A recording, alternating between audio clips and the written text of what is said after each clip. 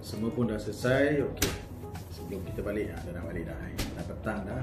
Baik, sebelum balik, saya nak sharekan dengan korang mengenai scammer.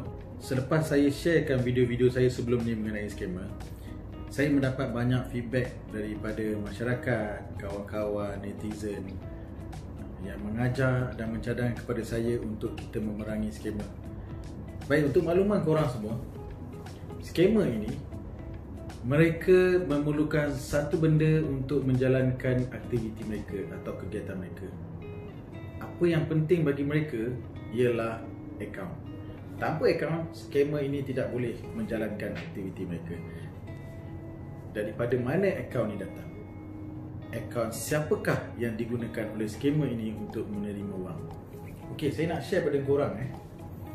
Untuk makluman korang, scammer ini menggunakan akaun-akaun yang kita panggil sebagai mule account, atau dalam bahasa Melayunya kita panggil sebagai keldai akaun. Siapakah pemilik keldai akaun ini? Boleh jadi ia adalah ahli keluarga kita, boleh jadi ia adalah sahabat kita, boleh jadi ia adalah orang-orang yang kita kenali ataupun tidak kenali. Bagaimana mereka ini boleh menjadi keldai akaun? Ingat, scammer tidak boleh bergerak tanpa akaun. Okey, untuk makluman korang, ada kedai akaun yang diorang tahu bahawa akaun diorang akan digunakan oleh sedikit ini untuk tujuan penipuan. Mereka ini terdesak dan mendapatkan imbuhan melalui sewa dan jualan akaun milik mereka. Ada juga kedai akaun yang mereka tidak sedar bahawa akaun mereka telah disalahgunakan oleh kumpulan sedikit ini. Kebiasaannya, kumpulan sedikit ini akan menawarkan peluang pekerjaan, pelaburan, menawarkan pinjaman kepada pemilik-pemilik akaun ini. Mereka akan memperdaya pemilik akaun ini dengan meminta butiran akaun, termasuk kad ATM, termasuk butiran-butiran akaun yang lain seperti password dan sebagainya. Kedai-kedai akaun ini akan ditawarkan pekerjaan, akan ditawarkan pelaburan, akan ditawarkan pelbagai imbuhan dengan syarat mereka menyerahkan kad ATM ataupun akaun milik mereka kepada kumpulan sedikit ini. Akaun korang adalah hak peribadi korang. Korang harus bertanggungjawab. Korang harus dipertanggungjawabkan atas apa yang berlaku terhadap akaun korang. Jangan serahkan kepada orang lain. Jangan serahkan kepada individu yang tidak dikenali. Kepada semua kedai akaun, korang jangan biarkan diri korang dipergunakan. Korang jangan biar diri korang diperalahkan. Sama ada korang tahu atau tak tahu, kita akan mencari korang sebagai pemilik akaun. Sama ada korang sedar atau tak sedar, korang harus dipertanggungjawabkan. Korang jangan semudah itu menyerahkan segala butiran milik korang kepada orang yang korang tak kenali.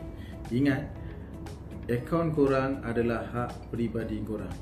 Segala apa yang berlaku terhadap akaun itu, korang harus dipertanggungjawabkan.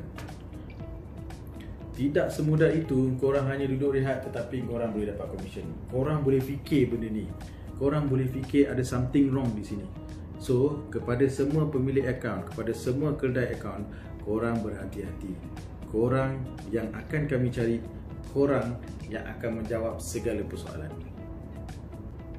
Kita kena ada ilmu pengetahuan dan kita harus ada kesedaran supaya kita tidak ditipu ataupun kita tidak dijadikan mangsa scammer-scammer ni. Kedai akaun, korang harus ingat dan korang harus tahu, kerana korang, scammer ini bermaharajalela, memperdaya dan menipu semua orang. Korang harus tahu, kerana kesilapan korang, kerana kelemahan korang, kecuaian korang, scammer ini bergerak aktif memperdayakan orang. Korang harus tahu siapa-siapa pun individu yang ingin menggunakan akaun korang. Common sense, jika mereka tidak mahu menggunakan akaun mereka, mesti ada something wrong kat situ.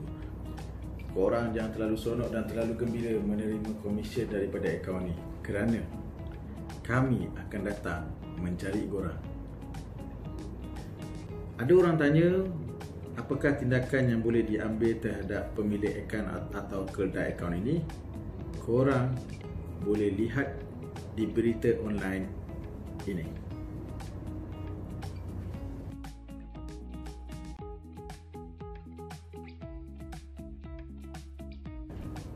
kepada semua kedai-kedai akaun, amaran dari kami, jika kamu tidak mahu kami mencari kamu, kamu jangan serahkan akaun kamu kepada orang ataupun individu yang tidak dikenali.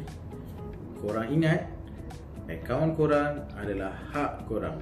Akaun korang adalah hak peribadi korang. Berhati-hati ketika korang menyerahkan butiran akaun korang kepada individu atau orang-orang lain. Guys, stay at home. Bye.